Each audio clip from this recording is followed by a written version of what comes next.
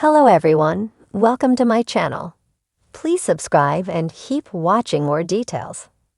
The Curse of Oak Island. The results are revealed for scientific analysis of gold found at Money Pit. On this week's The Curse of Oak Island, the team had a piece of gold found at the Money Pit analyzed by chemists at a laboratory, and the results were very promising.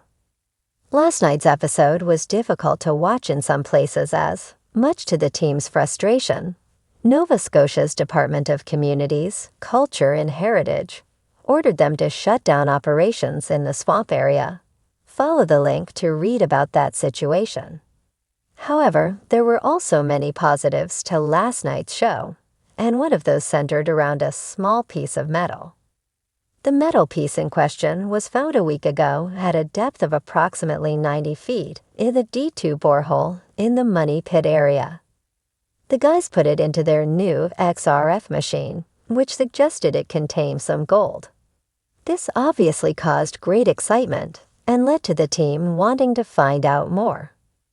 With that in mind, Marty Lacina, crate tester, and treasure hunting veteran Dan Henske took the mysterious piece of metal to expert chemist Dr. Krista Brousseau at her laboratory in Nova Scotia's St. Mary's University. Marty left Brousseau and us viewers in doubt as to how important these results would be. He said, "What happens here today influences what we do for the rest of the year." Brousseau's colleague, Dr. Sean Yang, fed the piece into a scanning electron microscope, which uses a beam of electrons to magnify the metal's features to get a clearer picture of its chemical composition.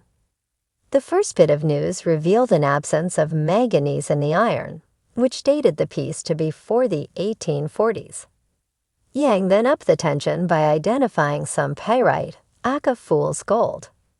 But as a few more tense moments passed by, he eventually came up with the goods and found some actual proper gold. Within that piece, they found gold at about 65%, copper at approximately 26%, and a small amount of silver.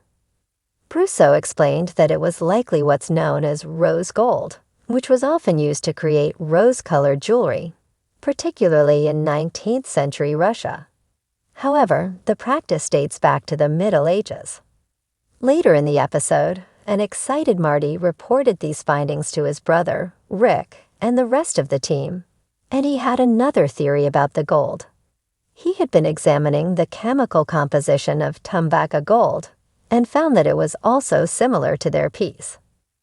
Tumbaca gold might be even more exciting than rose gold because this was the name given by Spanish conquistadors to the gold made by the Aztecs and Incas in Central and South America.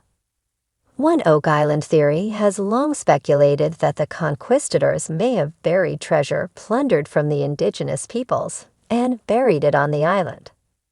The prospect of ancient Spanish or Aztec gold obviously caused the guys maximum excitement, and they agreed that they need to place a 10-foot steel caisson shaft over the D2 borehole and try to dig up any more treasure. Viewers should expect to see this happen in the near future.